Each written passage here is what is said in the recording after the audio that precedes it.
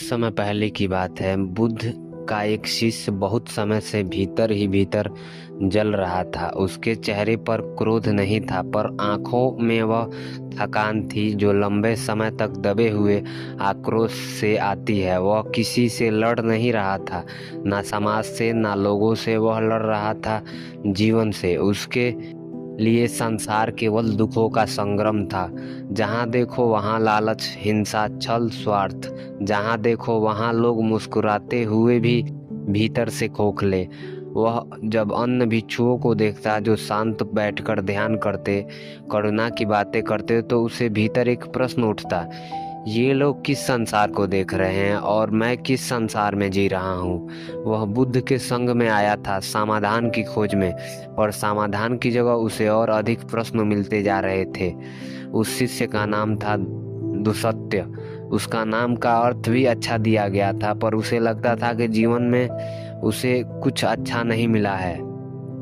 सूरज बचपन से ही तीक्ष्ण बुद्धि वाला था। वह चीजों को जल्दी समझता था, पर समस्या यह थी कि वह केवल टूटे हुए हिस्से को देखता था। जहाँ दूसरे लोग फूल देखते, वह कांटे देखता। जहाँ दूसरे आशा देखते, वहाँ छल देखता। उसने संसार को बहुत पास से देखा था। भूख, बीमारी, युद्ध, स्त्रियों का शोषण, बच्चों की आंखों में डर और बूढ़ों की लाचारी। इसका निष्कर्ष स्पष्ट था, संसार बुरा है और जो इसे अच्छा कहता है या वह अंधा है या वह झूठा है। पहला असंतोष। एक दिन संघ में चर्चा चल रही थी। किसी भिक्षु ने कहा, यदि मन शुद्ध हो तो संसार भी शुद्ध दिखाई देता है।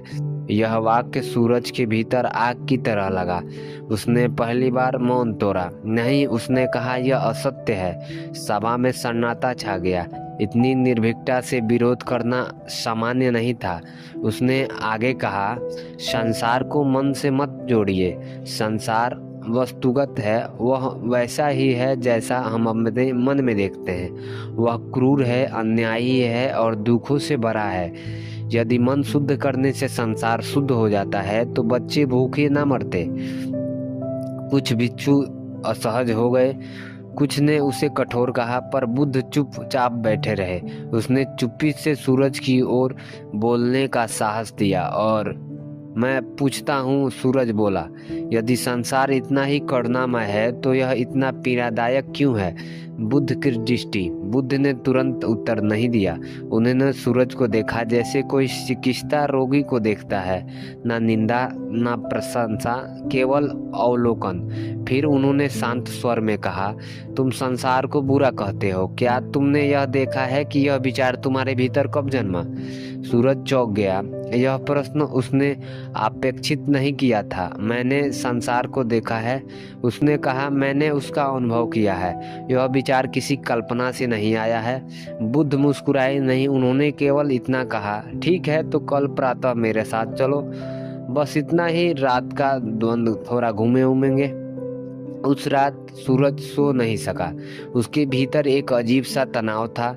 वह मुझे क्या दिखाना चाहते हैं? क्या वे भी बाकी गुरुओं की तरह कोई रूपक सुनाएंगे?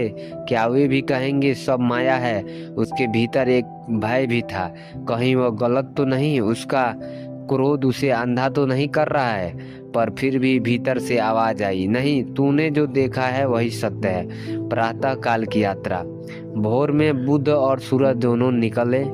ना कोई भिक्षु ना कोई अनुयायी। वे गांव की ओर चले। रास्ते में उन्होंने एक वृद्ध को देखा जो चल नहीं पा रहा था। फिर एक स्त्री जो अपने बच्चे को गोद में लिए रो रही थी। फिर एक किसान जिसकी फसल नष्ट हो चुकी थी। सूरज का मन बोला, देखो यही है संसार, क्या अभी भी इसे अच्छा कहा जाएगा? बुद्ध चलते रहे, उन्होंने कुछ भी नहीं कहा। पहला प्रश्न। थोड़ी देर बाद बुद्ध रुके। उन्होंने एक सूखे पेड़ की ओर इशारा किया। यह पेड़ मरा हुआ है, उन्होंने कहा, क्या यह बुरा है?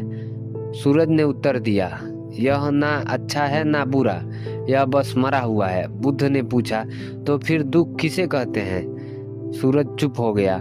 बीज का रोपण। बुद्ध ने कहा, सूरज संसार दुख देता है, इसमें संदेह नहीं है, पर दुख देना और बुरा होना दोनों अलग बातें हैं। सूरज ने तीखे स्वर में कहा, अंतर क्या है? बुद्ध ने उत्तर नहीं दिया, उन्होंने चलना शुरू कर दिया। बुद्ध आगे आगे चल रहे थे, सूरज उनके पीछे, पर वास्तव में अपने भीतर चल रहा था। उसके मन में एक ही बात गूंज रही थी, दुख देना और बुरा होना दो अलग अलग बातें हैं। यह वाक्य उसे अधूरा लगा, अधूरा नहीं खतरनाक लगा, क्योंकि यह सच हुआ तो उसका पूरा निष्कर्ष ढह सकता है। गांव का दृश्य। वे एक छोटे से गांव में पहुंचे। कच्चे घर, टूटे दीवार, धूल से बड़े रास्ते। एक कुएं के पास कुछ लोग खड़े थे, आपस में बहस करते हुए। एक युवक चिल्ला रहा था, यह पानी मेरा है। एक वृद्ध उत्तर दे रहा था, यह कुआं सबका है। आवाजें तेज होती जा रही थी, हाथ उठाने वाले ही थे। सूरज का मन बोला, देख लो, स्वार्थी हिंसा, अधिकार की लड़ाई, यही तो संसार है। बुद्ध रुके, उन्होंने सूरज से कहा, ध्यान से देखो तो निष्कर्ष निकालना। सूरज ने कहा, वह युवक गरीब था, कपड़े फटे हुए, उसकी आंखों में भय था, क्रोध था। भय वृद्ध के विचारों पर थकान थी, अहंकार नहीं। थोड़ी देर में गांव का एक व्यक्ति आया, उसने कहा, कुएं का पानी कम हो गया है, उसको बारी बारी से लेना होगा। बहस थमी, लोग शांत हो गए, हिंसा नहीं हुई। बुद्ध का प्रश्न। बुद्ध ने सूरज से पूछा, अभी जो तुमने देखा वह क्या था? सूरज बोला, लालच, स्वार्थ, झगड़ा। बुद्ध ने कहा, और अंत में क्या हुआ? सूरज चुप रहा। हिंसा नहीं हुई। बुद्ध ने स्वयं कहा, समाधान निकालो। फिर उन्होंने पूछा, तो संसार क्या है? केवल आरंभ या पूरा दृश्य? बुद्ध का प्रतिरोध। सूरज ने कठोर स्वर में कहा, आप कुछ क्षणों की शांति दिखाकर पूरी सच्चाई को नहीं बदल सकते। अधिकतर जगहों पर हिंसा होती है, अधिकतर जगहों पर कोई समाधान नहीं आता। उसकी आवाज में तर्क था, पर भीतर डर भी था। बुद्ध ने सिर हिलाया, मैं सहमत हूँ, अधिकतर जगहों पर दुख है। सूरज ने तुरंत कहा, फिर मैं आप संसार को बुरा क्यों नहीं कहते? बुद्ध का उत्तर। बुद्ध कुछ क्षण मौन रहे, फिर बोले, क्योंकि बुरा होने के लिए इरादा चाहिए। सूरज चौंक गया, क्या वर्षा बुरी है? बुद्ध ने कहा, जब वह बाढ़ लाती है। नहीं, सूरज बोला, वह प्राकृतिक है। क्या आग बुरी है? बुद्ध ने पूछा, जब वह जंगल जला देती है। नहीं, उसने कहा, वह भी स्वभाव है। बुद्ध रुके, उसने सूरज की आंखों में देखा, तो फिर वह बुद्ध, भूख, भय, तिरछा, अज्ञान, वे सब स्वभाव नहीं थे। अंत में प्रतिक्रिया। सूरज का चेहरा कठोर हो गया। आप शब्दों से खेल रहे हैं, उसने कहा। यदि सब स्वभाव है तो जिम्मेदारी कहाँ है? हत्यारे, अत्याचारी सब निर्दोष हो गए। बुद्ध ने तुरंत उत्तर नहीं दिया। यह मौन सूरज को खलता रहा। कर्म का बीज। थोड़ी देर बाद बुद्ध बोले, स्वभाव कारण है, कर्म प्रतिक्रिया करता है। हमें उम्मीद है कि आपको बुद्ध की ये बेहतरीन कहानी पसंद आई होगी। चलिए मिलते हैं एक नए और